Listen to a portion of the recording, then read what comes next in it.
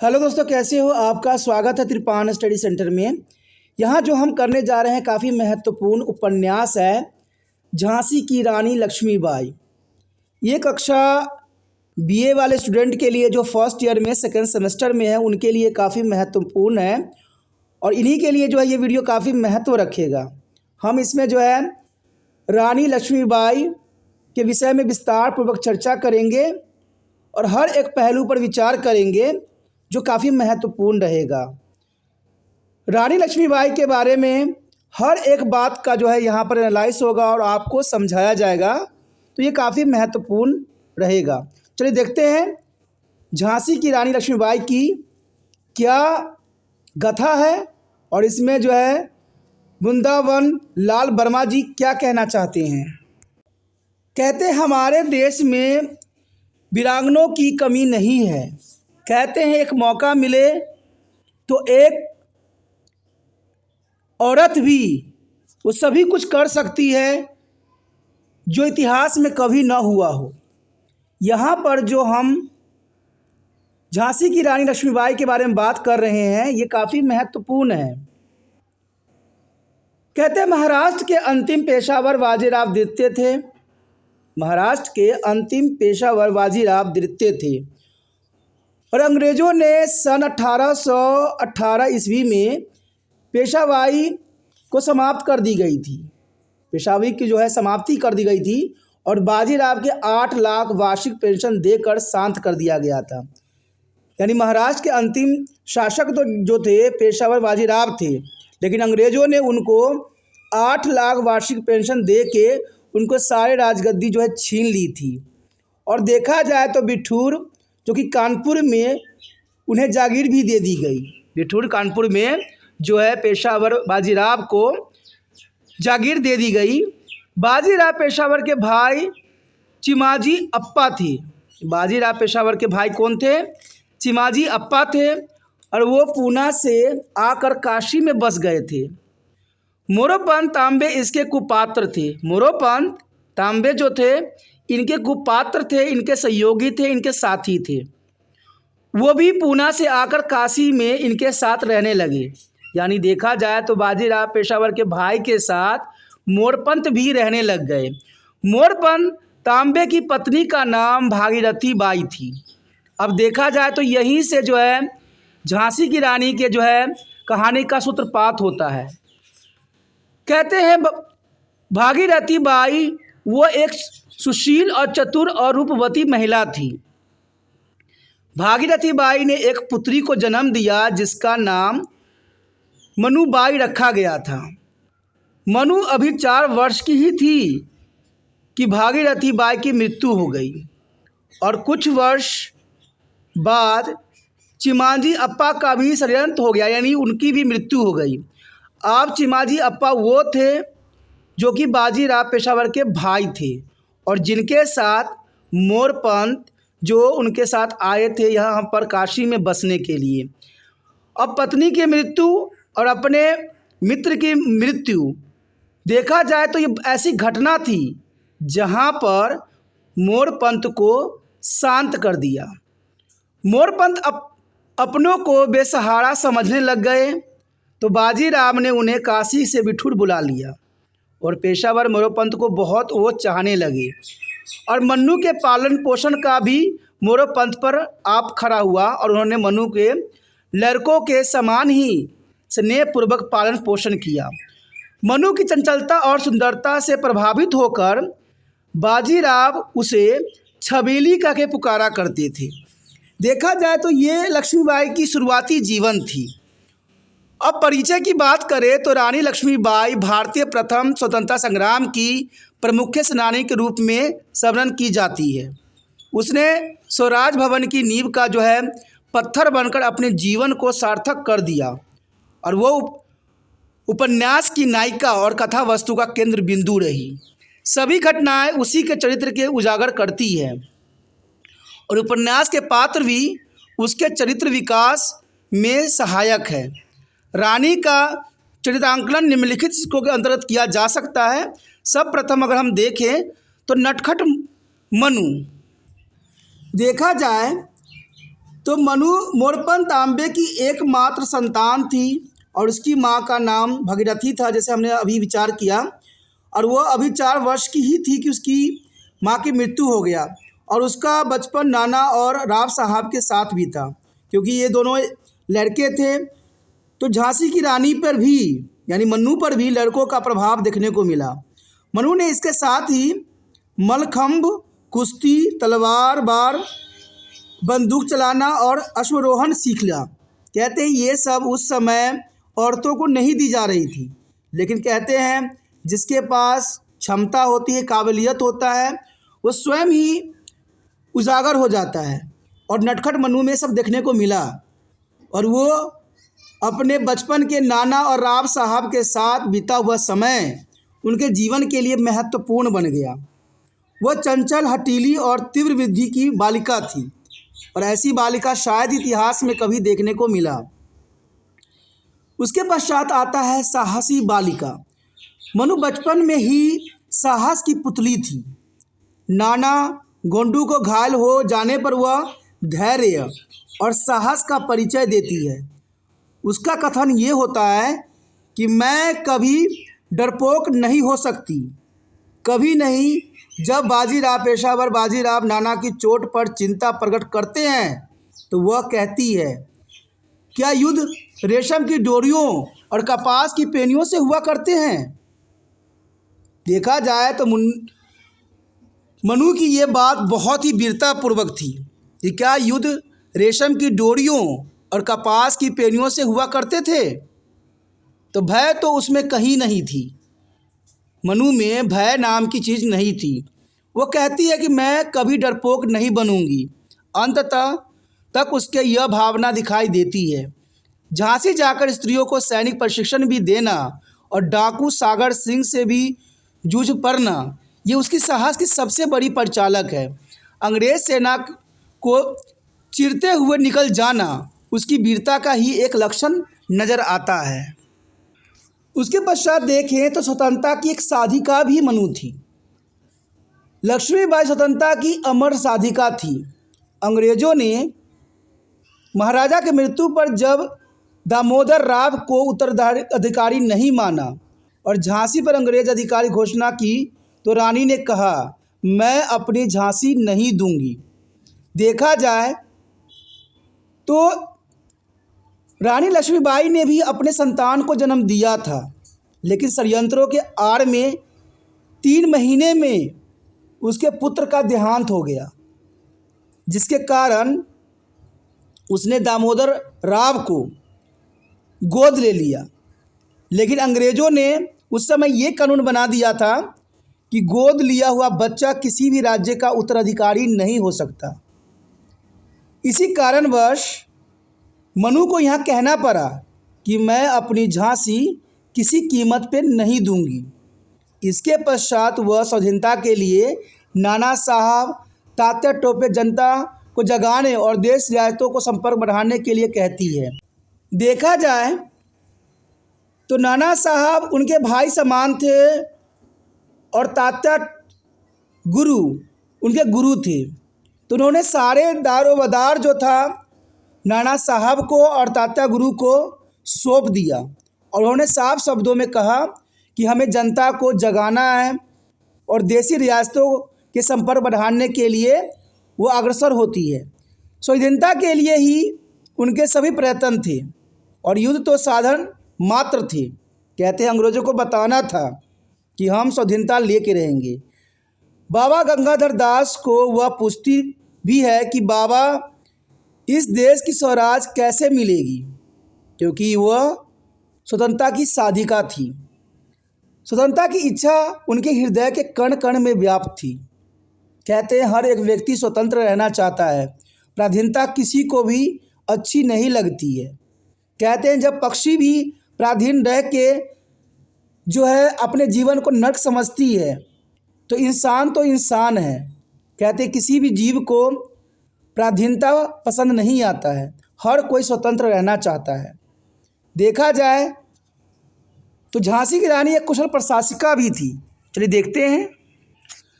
कुशल प्रशासिका के रूप में देखा जाए तो रानी कुशल प्रशासिका भी थी। झांसी के राज्य व्यवस्था संभालने पर वो स्वयं कचहरी में बैठना और डाकुओं के आतंक को दबाना और प्रजा की सुख सुविधाओं के लिए काम करना उनके कुशल प्रशासिका होने का प्रमाण मिलता है।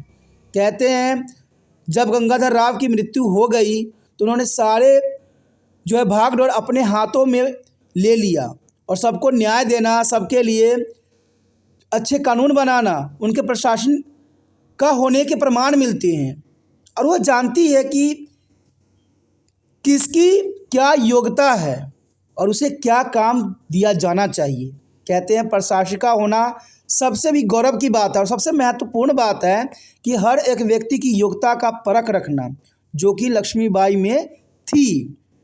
अपने राज्य अधिकारियों की नियुक्ति और उनसे काम लेना उनको उत्तम प्रशासक गुणों को प्रकट करती हैं। कोई भी अगर शासक है, कोई भी देश चलाने वाला है तो ये गुण होना स्वाभाविक होता है। और ये सारे गुण जो थे झांसी की रानी में थी। देखा जाए तो कुशल राजनीतिज्ञ भी थी।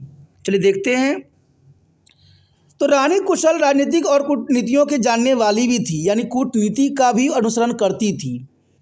वो जानती है कि शासन की शक्ति जनता में ही निहित होती है और ये बात आज भी मान्य है कि शासन की शक्ति जो है जनता में ही होती है, क्योंकि जनता हमें कहती है कि राज करो, लेकिन लोग जो होते हैं राज की लोभ में जनता पर ही अत्याचार करने लग जाते हैं, जो कभी भी सही नहीं होता है। लेकिन यहाँ पर महारानी लक्ष्मीबाई ने ऐसा नहीं किया। वो जानती थी कि शासन की शक्ति जनता के हाथों में ही निहित होती है। अंततः क्रांति के लिए केवल राजाओं की ही भूमिका पर्याप्त नहीं है, जनता की जागरूकता भी आवश्यक है। देखा जाए तो जब जनता खड़ा हो जाती है तो हर एक क्रांति सफल हो जाती है। और ये हमने इतिहास में भी कहीं देखे हैं, हमारा इतिहास इसका गवाह है कि जब जब हम सब एक हुए हैं तब तक जो है देश से अंग्रेज जैसे दुराचारी भाग खड़े हुए हैं। और ये आज भी लागू होता है। अगर जनता आज एक साथ हो जाती है तो कहते हैं भ्रष्ट लोगों का जो है हमारे देश में कहीं जगह भी नहीं मिलेगा। इसलिए वो तात्या टोपे के बार बार यह कहती है कि जनता की असली शक्ति है।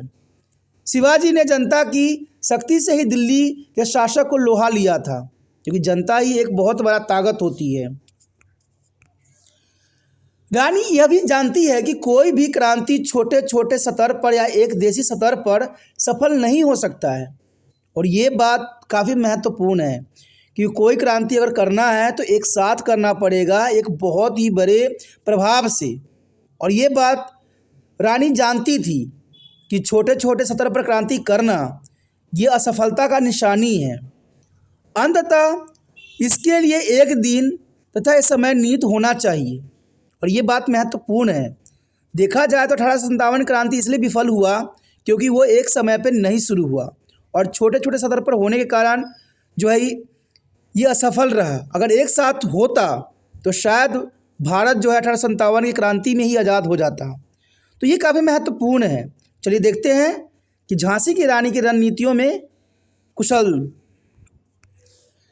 देखा जाए तो रानी युद्ध की कला में निपुण थी और बचपन से ही युद्ध की हर एक गुण सीख रखी थी। अपनी इस निपुणता के बल पर ही वह थोड़े से सैनिकों के बल पर अंग्रेजी साम्राज्य का सामना करने में समर्थ होती है और शत्रुओं को आक्रमण की संभावनाओं को ध्यान में रखते हुए वो रणनीति तय करती है। कहते हैं अगर किसी भी युद्ध को जीतना है तो रणनीति बनाना बहुत ही महत्वपूर्ण होता है। अगर आपको भी पास होना है, परीक्षा आगे बढ़ाना है, तो आपको भी रणनीति बनाना पड़ेगा। कहते हैं चाहे युद्ध हो चाहे पढ़ाई हो, हर क्षेत्र में रणनीति बहुत ही महत्वपूर्ण होती हैं। और ये झांसी की रानी जानती थी किस मोर्चे पर कौन सा सैनिक प्रयुक्त रहेगा, उसकी भी उसे पूरी जानकारी थी। और युद्ध के समय किले के विभिन्न स्थानों पर तोपों की व्यवस्था करना और मोर्चे का निरीक्षण करना तथा सैनिक एवं सेनापति का नैतिक बल बढ़ाना उसकी जो है युद्ध कुशलता का परिचालक है। कहते हैं एक योद्धा में सारे गुण होते हैं कि किस चीज़ को कहाँ व्यवस्थित करना है। देखा जाए तो भारत में बहुत से युद्ध हुए हैं, लेकिन सभी युद्ध में कहते भारतीय राजाओं को जो है हार का मुंह देखना पड़ा। इसका कारण यही था कि हमारे देश में फ़ौजों की कमी नहीं थी, लाखों में थी, लेकिन 10,000 जो है विदेशी सैनिकों ने हमें हरा दिया। और ये बात मनु भली भांति जानती थी। इसीलिए तोपों की व्यवस्था करना, मोर्चे का निरीक्षण करना तथा सैनिकों और सेनापति को नैतिक बल बढ़ाना उसकी युद्ध कुशलता का परिचालक है। और देखा जाए तो यही नहीं है, सहृदय भी है। रानी जो है शत्रु के लिए अत्यंत कठोर है। शत्रुओं के लिए वो अत्यंत कठोर है, पर वह मानवीय सहानुभूति से परिपूर्ण है।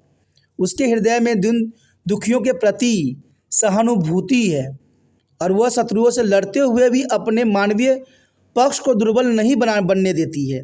जब सागर सिंह से डाकू से लड़ाई हो रहा था, उस समय भी मानवीय गुण का उसने जो है उदाहरण प्रस्तुत किया था। अंग्रेजों के बच्चों तथा स्त्रियों के प्रति उनके हृदय सहानुभूति थे, क्योंकि उनको पता था कि हमें अंग्रेजों के बुराइयों से लड़ना है, अंग्रेज के बच्चों और उनकी स्त्रियों से नहीं लड़ना है। इसलिए वो कभी भी उनके प्रति क्रूरता का भावना नहीं रखी। अपनी लड़ाई अंग्रेज पुरुषों से ही रहा, उनके बाल बच्चों से नहीं। वो भूखे अंग्रेज बच्चों के खाने पीने का भी प्रबंधन करती थी। कहते हैं ये सहृदय का सबसे बड़ा गुण लक्ष्मीबाई में था कि अंग्रेज उन पर अत्याचार करते थे, लेकिन फिर भी उनके बच्चों के लिए वो हर संभव कोशिश करती थी कि हर चीज़ की व्यवस्था हो। तो ये सहृदय का ही परिचालक होता है। उसके पश्चात देखें तो धर्म के प्रति आस्था। रानी में बचपन से ही धर्म के प्रति आस्था विद्वान थी और सामान्य स्थिति में ही नहीं, युद्ध के समय भी पूजा पाठ के लिए समय निकाल ही लेती थी, क्योंकि वो बचपन से ही पूजा पाठ पे बहुत विश्वास रखती थी। जब भी उसका पति का जो है कहते बीमार पड़ते तो हमेशा वो जो है पूजा पाठ में ही ध्यान लगाती थी। गीता के कर्म योग्य में रानी की बड़ी आस्था थी और इस आस्था का ही परिणाम था कि वह कठोर से कठोर परिस्थिति में भी स्थिर बनी रहती थी। और ये काफ़ी महत्वपूर्ण उसके अंदर गुण था कि वो धर्मनिष्ठ भी थी, धर्म के प्रति आस्था भी था और धर्म को कभी छोड़ती नहीं थी। उसके पश्चात देखा जाए तो पतिव्रता। रानी अपने पतिव्रता धर्म का निर्वाह भी करना खूब जानती थी। पति की मृत्यु पर वह शोक में डूब जाती है और वह अपने पति का पूरा आदर करती है, पर साथ ही उनकी दुर्बलता पर व्यय किए बिना भी नहीं रहती है। राजा समझ जाते हैं कि लक्ष्मीबाई विलक्षण गुणों वाली नारी है और वह उसके व्यक्तित्व से काफ़ी प्रभावित होकर कहते हैं कि जो हुआ सो हुआ, आप राज्य का प्रबंधन करना सीखिए। अच्छी व्यवस्था बने रहेगी तो राज्य भी बचा रहेगा, अन्यथा अंग्रेज फिर इसे अपनी देख रेख में ले लेंगे। राजा अंग्रेजी अधिकारियों के सामने भी रानी की प्रशंसा करते हुए कहते हैं, मेजर साहब, हमारी रानी में ऐसे गुण हैं कि संसार के बड़े बड़े मर्द उनके पैरों की धूल अपने माथे पर चढ़ाएंगे। और देखा जाए तो यहाँ पर गंगाधर राव ने जो बात कही वो हमेशा ही सत्य सिद्ध हुई। झांसी की रानी में इतने गुण थे जो शायद बड़े बड़े लोग जो है परास्त हो सकते थे, और ये काफ़ी महत्वपूर्ण गुण है। चलिए देखते हैं उदार हृदय रानी लक्ष्मीबाई। उदार हृदय। रानी उदार हृदय नारी भी है। शत्रु तक उसकी प्रशंसा करते हैं और वो अपनी प्रजा के सभी वर्गों से सामान्य रूप से प्रेम करती है। वह जाति पाति तथा ऊंच नीच के भाव से मुक्त है। और देखा जाए तो हिंदुओं और मुसलमानों सैनिकों का सामान्य रूप से आदर करती है। रानी का यह कथन ध्यान योग्य देने योग्य है कि जो साधन जहाँ मिले उसकी उपयोग करना चाहिए। ये काफ़ी महत्वपूर्ण बात यहाँ पर रानी लक्ष्मीबाई ने कही कि जो साधन जहाँ मिले उसकी उपयोग करना चाहिए। जैसे आप लोग भी पढ़ते हो, जो साधन आपको जहाँ से मिलता है उसका उपयोग करना चाहिए और उसको जो है अपने एग्ज़ामों के लिए रखना चाहिए। कहते हैं इधर कि जनता का मुझे विश्वास है कि सदा साथ देगी, यानी ये बात पे वो विश्वास रखती थी कि जनता उसको सदैव साथ देगी। बुंदेलखंड में ब्राह्मणों से लेकर सफाई कर्मी तक हथियार चलाना जानते हैं, यानी ये बात उसके कर्म योगी होने का और उदार हृदय होने का सबूत देता है कि जो साधन जहाँ मिले उसकी उपयोग करना चाहिए। इधर की जनता का मुझे विश्वास है कि सदा वो साथ देगी और बुंदेलखंड में ब्राह्मण से लेकर सफाई कर्मी तक हथियार चलाना जानते हैं और यह अपनी उदारता के बल पर ही डाकू सागर सिंह का हृदय परिवर्तन करने में भी वह समर्थ सिद्ध हुई, क्योंकि डाकू जो रानी लक्ष्मीबाई के शत्रु था उसका हृदय भी वो परिवर्तन करने में सफल हुई। तो ये उदार हृदय का सबसे बड़ा सबूत है। उसके पश्चात देखिए वीरांगना। हृदय रानी के हृदय में अदम साहस, अपूर्व धैर्य तथा उत्कृष्ट देश प्रेम की त्रिवेणी प्रभावित हो रही थी। उसके आक्रमणों की मार से अंग्रेज सैनिक आतंक हो जाते थे। उसने झांसी की स्त्रियों में वीरता का संचार किया और वह रणचंडी के समान थी। जिधर भी अपनी शत्रु त्राही त्राही कर उठते थे उसने देश के लिए अपने प्राणों की आहुति दे दी। देखा जाए तो रानी जब सैनिकों से घिर गई थी, जब सुंदर भी मारी गई थी जो उसकी दासी थी, एक गोरे ने रानी के सीने में संगीन चुभो दी। देखा जाए तो ये संगीन उसकी आखिरी साबित हुई, क्योंकि रानी ने उसे भी मार गिराया। रानी आगे बढ़ी। रास्ते में नाला था। घोड़ा नया था, क्योंकि जो उसका घोड़ा था वो मारा जा चुका था और घोड़े को संभालना भी महत्वपूर्ण था, इसलिए वह अड़ गया। रानी को पीछे खिसकाना पड़ा और रानी की जांघ पर गोली लगी, क्योंकि जांघ पर पहले ही गोली लग चुकी थी। पेट से भी खून की धारा बह रही थी, क्योंकि अंग्रेज़ों ने उसमें जो है खंजर चुभो चुका था। गुल मोहम्मद आगे बढ़ते हुए साढ़े सवार की तरफ लपका, लेकिन उसके पहुंचने से पहले ही घोड़े पर सवार ने रानी पर तलवार चला दी। जो अंग्रेज़ थे वो रानी पर तलवार चला दी। रानी के सिर का दायां हिस्सा कट गया और आंख बाहर निकल पड़ी। कहते हैं अंग्रेज़ों ने इतनी क्रूरता दिखाई कि तलवार पे तलवार की बारें जो है रानी लक्ष्मीबाई पे करने लगे, जिसके कारण रानी के सिर का दायां हिस्सा कट गया और आंख जो है बाहर निकल पड़ी। इस पर भी रानी ने घोड़े पर तलवार चलाई जो उसके कंधे पर लगी, यानी जिसने उस पर तलवार चलाई उस घोड़े पर जो है रानी ने तलवार चला के उसके कंधों को घायल कर दिया। गुल मोहम्मद ने उसके 2 टुकड़े कर दिए। घोड़े के से गिरती हुई रानी को रामचंद्र देशमुख ने सहारा दिया। रघुनाथ सिंह तथा देशमुख ने रानी को संभाला और बाबा गंगादास की कुटी में ले गए। कहते हैं गुजरते हुए दामोदर राव को एक तरफ बिठा दिया, क्योंकि दामोदर भी उसके साथ थी, जो कि उसका गोद लिया हुआ पुत्र था। रानी ने पानी के लिए मुंह खोला। बाबा ने तुरंत उसके मुंह में गंगा जल डाला। रानी का निधन उसी समय हो गया। वही उनका दाह संस्कार भी हुआ। रानी अमर हो गई। रानी की भस्म तक विदेशी ने छू नहीं पाए, यानी अंग्रेज़ों ने रानी के भस्म तक को भी छूने की साहस न हुआ। इसलिए गुल मोहम्मद ने उसी रात चिता की भस्म का चबूतरा बना दिया, यानी रातों रात उस भस्म का चबूतरा बना दिया।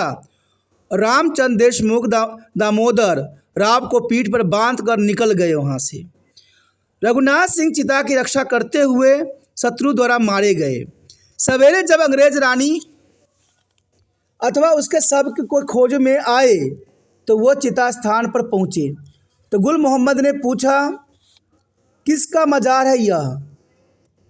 गुल मोहम्मद से पूछा उन्होंने, ये किसका मज़ार है? तो गुल मोहम्मद ने बड़ी श्रद्धा से उत्तर दिया, हमारी पीर का है। और वो बहुत बड़ा बलि था। देखा जाए तो झांसी की रानी का इतिहास काफ़ी महत्वपूर्ण है और हर एक बात और भी महत्वपूर्ण है। इसके आगे हम गंगाधर राव की विस्तार पूर्वक चर्चा करेंगे, तो आप बने रहे तिरपान स्टडी सेंटर के साथ और जितना हो सके इस वीडियो को शेयर जरूर करें, क्योंकि शेयर ही दूसरे बच्चों का केयर है। पहली बार मेरे चैनल पे आए हो, पहली बार वीडियो देख रहे हो, अगर समझ में आ रहा है, अच्छा लग रहा है और चाहते हो कि और भी वीडियो आपको इसी प्रकार प्राप्त होता रहे, तो दोस्तों सोचना नहीं है, चलो सब्सक्राइब करके मेरे बारे में सेव करना है, क्योंकि यहाँ पर 6वीं कक्षा से लेके MA तक के बच्चों के लिए सारे सुविधाएं उपलब्ध है और सारे प्लेलिस्ट में आपको बेखूबी मिल जाएगा। तो सोचिए नहीं, विचार ना कीजिए, अभी त्रिपाण स्टडी सेंटर को सब्सक्राइब करके अपने मोबाइल में सेव कीजिए।